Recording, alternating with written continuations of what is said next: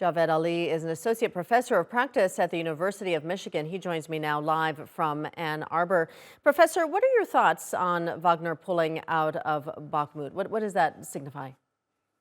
Rachel, nice to be with you. And this is another interesting development in the conflict. And on the one hand, it suggests, if Prigozhin's claims are true, that at a terrible price in terms of the loss of life, that the Wagner Group has held some part of Bakhmut or pushed Ukrainian forces out of those sectors.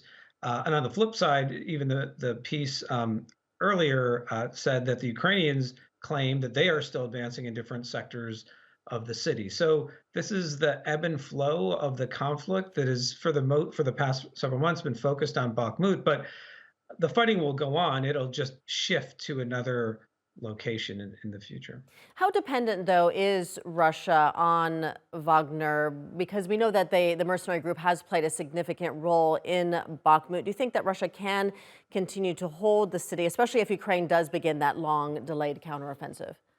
Well, this will be another interesting aspect of the fighting. Is this advance or the recent gains by the Wagner Group?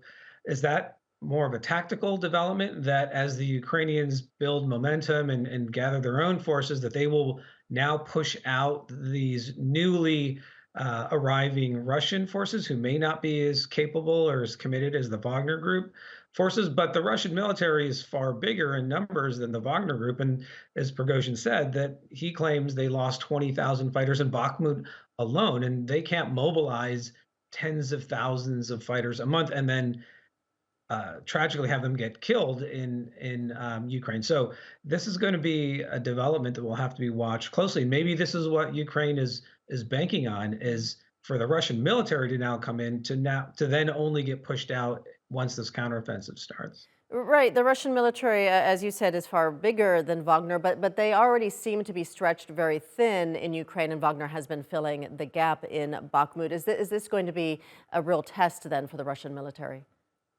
It will be a test, and it'll also be a question for what will the Wagner Group become? Because how do you replace 20,000 dead fighters in a short amount of time? Prigozhin has said he's not going to recruit from prisons anymore. So where else would they find these paramilitary fighters or irregular fighters who aren't part of the traditional Russian army or traditional Russian military structure? That is going to take some time to replenish those forces. And as the piece also noted prior, that Prigozhin has been a critic of Moscow and Putin and the generals. And will they give him another opportunity to demonstrate this kind of capability? These are all open questions. But at some point, I would have to think that President Putin is going to say enough is enough with Prigozhin, because he has been so critical not only of him, but the campaign overall. And maybe this is the beginning of the end of the Wagner Group's involvement in the conflict. All right. We'll have to wait and see. Associate Professor Javed Ali joining us from Ann Arbor, Michigan. Thank you. Thank you, Rachel.